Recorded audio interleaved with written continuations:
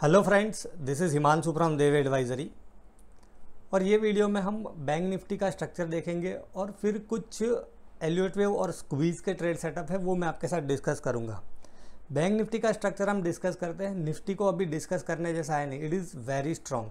But कल weekly closing है because Friday को हॉलीडे है और एक्सपायरी भी है। और बैंक निफ्टी का स्ट्रक्चर हम थोड़ा देखते हैं यहाँ पर।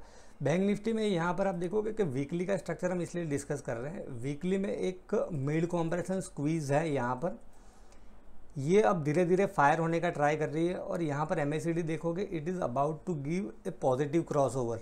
तो ये स्ट्रक्चर धीरे धीरे इम्प्रूव हो रहा है बैंक निफ्टी का। यहाँ पर हम डेली में देखें तो डेली में कोई स्क्वीज़ नहीं है। बट ये टेक्निकल स्ट्रेंथ की हम बात करें यहाँ पर, तो टेक्निकल स्ट्रेंथ इज़ एक्सलेंट। यहाँ पर ये जो ट्रेंड डेवलप हुआ था यहाँ से, और फिर ये जो रेजिस्टेंस था अराउंड 36,400 500, ये जो एक रेजिस्टेंस यहाँ पे ये फेस कर रहा था कंटिन्यूसली अराउंड ये जो लेवल है हाई, हम प्रिसाइसली लेके 36,400 के आसपास, और उसको यहाँ पे कॉन्कर किया।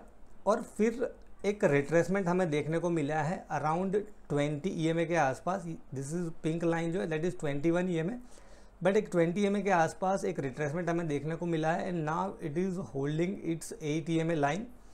सो गोइंग फॉरवर्ड ये जो प्रीवियस रेजिस्टेंस जोन था यहाँ पर अराउंड 36,000 के आसपास, it might act as a very strong support. यहाँ पे 36,000 एक बहुत ही स्ट्रॉन्ग सपोर्ट हो सकता है।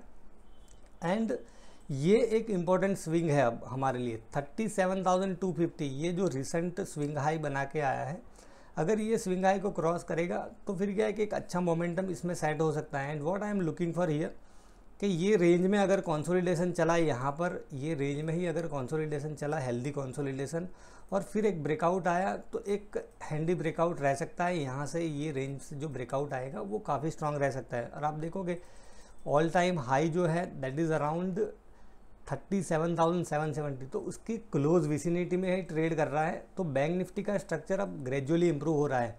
और आज आप कोटक बैंक देखोगे, कोटक बैंक में एक अच्छा मोमेंटम हमें देखने को मिला है। सो कोटक बैंक को हम पहले देखते हैं। यहाँ पर कोटक बैंक में एक एलियट वेव का व्यू भी है, वो मैं आपके साथ डिस्कस करूँगा। बट पहले हम ट्रेडिशनल टेक्निकल एनालिसिस के हिसाब से ये स्ट्रक्चर समझते हैं। सो व्हाट आई थिंक कि यहाँ पर अब देखिए कि ये जो है लेवल, ये एक बहुत ही इंपॉर्टेंट लेवल हो गया है। यहाँ पे थोड़ा पावर बाइंग हुआ हो ऐसा मुझे लग रहा है। पावर बाइंग दैट मीन्स कोई इंस्टीट्यूशनल बाइंग हुआ हो ऐसा मुझे लग रहा है। बिकॉज आप देखोगे कि RSI जो है इसने 40 के आसपास सपोर्ट लिया था, वॉल्यूम का एक्सपांसन था, और ये एक सेकआउट मूव यहाँ पर दिया था। एक स्ट्रॉन्ग सपोर्ट था यहाँ पर 1670 के आसपास, उसको ब्रेक किया था यहाँ पर। आप देखोगे ये चार्ट, ये लेवल उसने ब्रेक किया था। So this might be A fake out move यहाँ पर। और फिर क्या कि 200 SMA को किस किया, then it retraced and now again it is trying to conquer its 200 SMA। और आज वॉल्यूम का काफ़ी एक्सपांसन भी हमें देखने को मिल रहा है। और आज का क्लोजिंग भी देखोगे 200 SMA के बहुत ही क्लोज उसने यहाँ पर क्लोजिंग दिया है। सो ये जो लेवल है यहाँ पर 1688 के आसपास, ये एक बहुत ही इंपॉर्टेंट लेवल हो गया है। यहाँ पर कुछ इंपॉर्टेंट स्विंग्स है।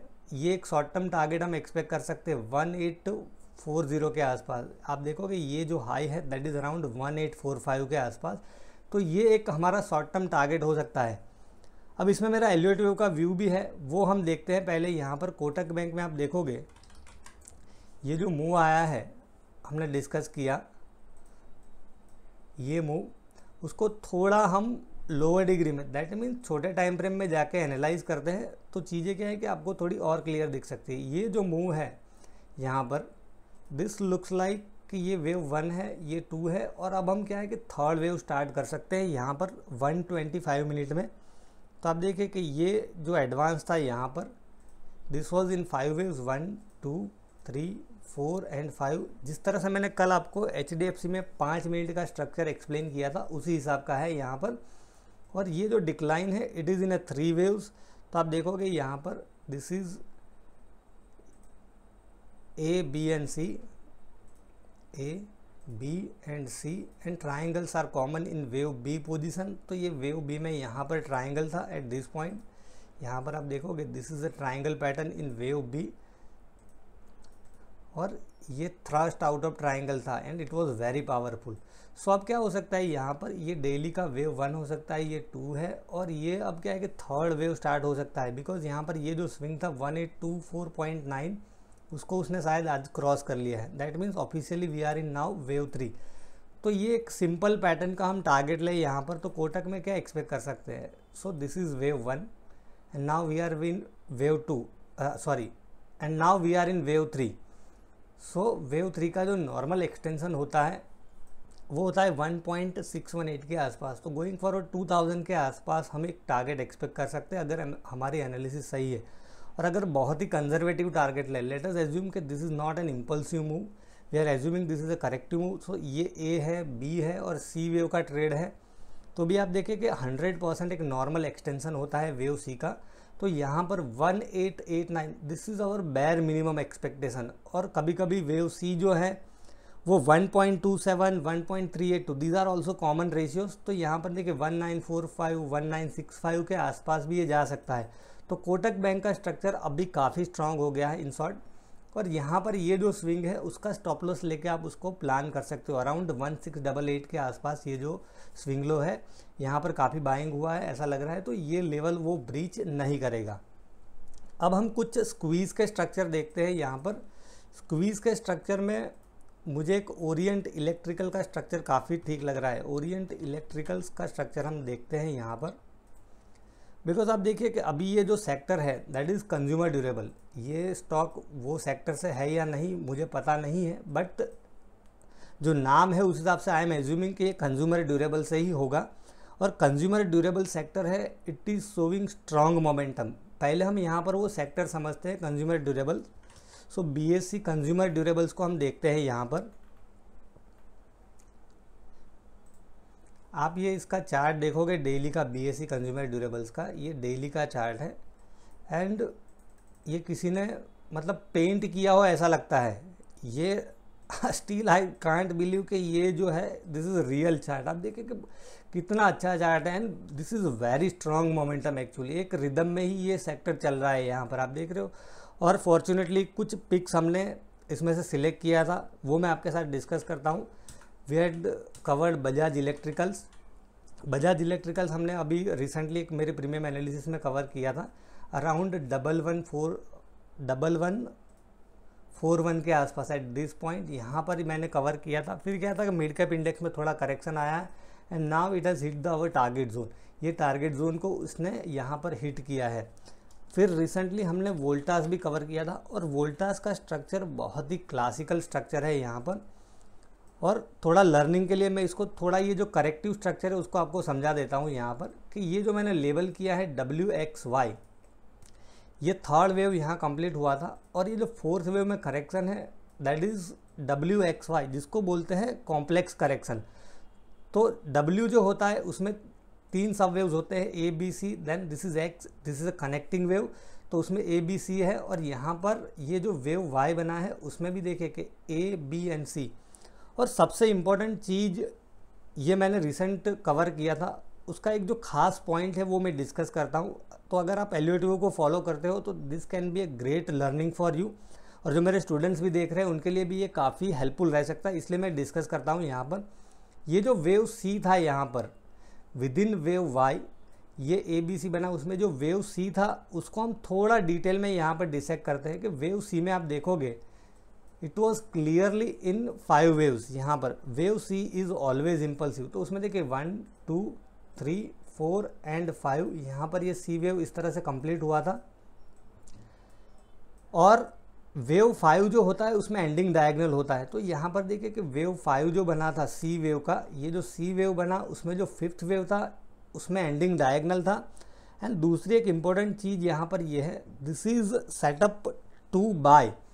ये सेटअप मैंने मेरे कोर्स में भी बहुत डिटेल में कवर किया है। सेटअप टू बाय क्या है कि 5 वेव का जो डिक्लाइन कंप्लीट हो जाता है उसके बाद हम एंट्री करते हैं यहाँ पर। तो आप देखिए कि ये ऑसिलेटर से हमें पता चलता है कि ये करेक्शन या तो ये इम्पल्सिव मूव है यहाँ पर कंप्लीट हो गया है, बिकॉज प्राइस में हमें लोअर लो फॉर्मेशन देखने को मिला है, बट ऑसिलेटर में आप देखोगे तो नया लो नहीं बना है, that means higher low formation है। तो ये डाइवर्जेंस की वजह से हमें पता चलता है कि यहाँ पे ये 5th वेव है और फिर एक अच्छा रिवर्सल आ सकता है। अच्छा रिवर्सल आ सकता है, उसके कुछ पॉइंट्स भी आप देखें कि ये जो ऑसिलेटर थे वो बैंड के बाहर नहीं गए थे, एंडिंग डायगोनल था, और यहाँ पर जो वेव सी था उसमें 5 सब वेव्स बहुत ही क्लियर दिख रहे थे। तो ये छोटी छोटी चीज़ें हैं, it makes a lot of difference. और तभी आप क्या है कि फिर इस तरह का मूव आप देख सकते हो। देखिए कि इतना ही अच्छा मूव इसमें आया है। I had covered around 1085 sorry, और 1220 के आसपास का टारगेट है। बट जैसे मैंने बताया ये सेक्टर बहुत ही स्ट्रांग है, तो अभी भी क्या है कि इसमें मोमेंटम थोड़ा कंटिन्यू रह सकता है। तो अब हम यहाँ पे ओरिएंट इलेक्ट्रिकल का स्ट्रक्चर देख रहे थे, तो आप देखिए यहाँ पर एक हाई कॉम्प्रेशन जूसी स्क्वीज है।